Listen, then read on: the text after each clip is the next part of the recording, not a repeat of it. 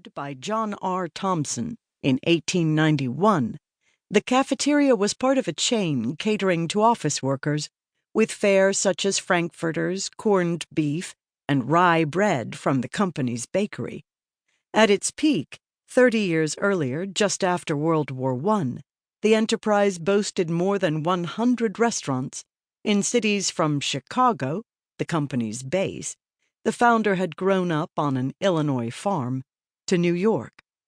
But by mid-century, beset by competition, aging facilities, and a dwindling clientele, Thompson's had abandoned its signature 5-cent cup of coffee and imposed a 2-cent price increase, the first such hike in almost 60 years. For Terrell, the appeal of Thompson's did not spring from its menu, nor was she drawn by a sense of thrift, a value she espoused in theory, if not always in practice.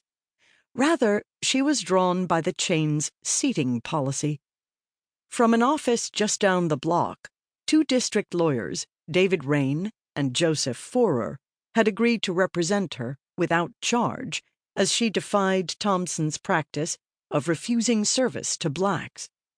They had also taken on as clients her 3 hand-picked companions: the Reverend William H. Jernigan, a Mississippi native who had spent almost 4 decades as pastor of Mount Carmel Baptist Church in Northwest Washington; Geneva Brown, the secretary-treasurer of the United Cafeteria and Restaurant Workers Union; and David H. Scull, a self-professed Quaker who served as president of the Washington Fellowship, an interfaith organization devoted to racial and religious understanding.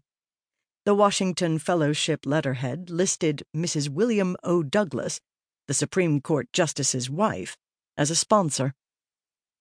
At roughly 2:45 p.m., Terrell, Brown, Jernigan, and Scull filed through Thompson's double-glass doors.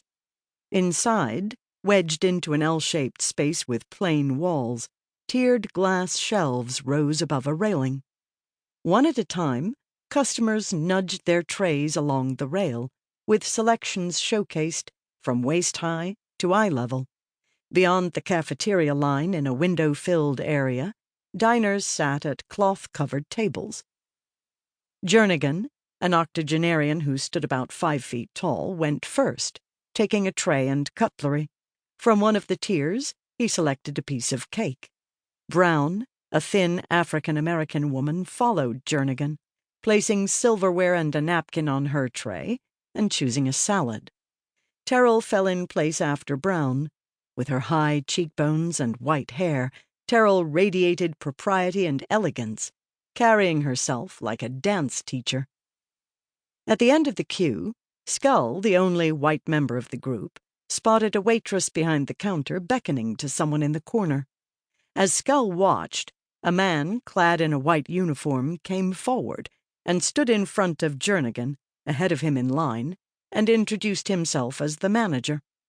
In a voice they could all hear, the manager told Jernigan that he and the other African Americans could not eat in the restaurant. With his spectacles and a slight stoop, Jernigan projected frailty, but in practice he was a fitness enthusiast, steeled by a regimen of homemade juices and workouts on an exercise cycle. During his first ministry in Oklahoma at the turn of the century, he was known as the Fighting Parson. In 1944, after a uniformed Virginia officer ejected him from a train for refusing to sit in a car designated for African-American passengers, he filed a lawsuit seeking to invalidate segregated railway travel. Now, inside Thompson's, Jernigan proved the wisdom of the group's decision to send him first, like a paratrooper dropped behind enemy lines. "Why not?" he asked the manager, whose name was Levin Ange.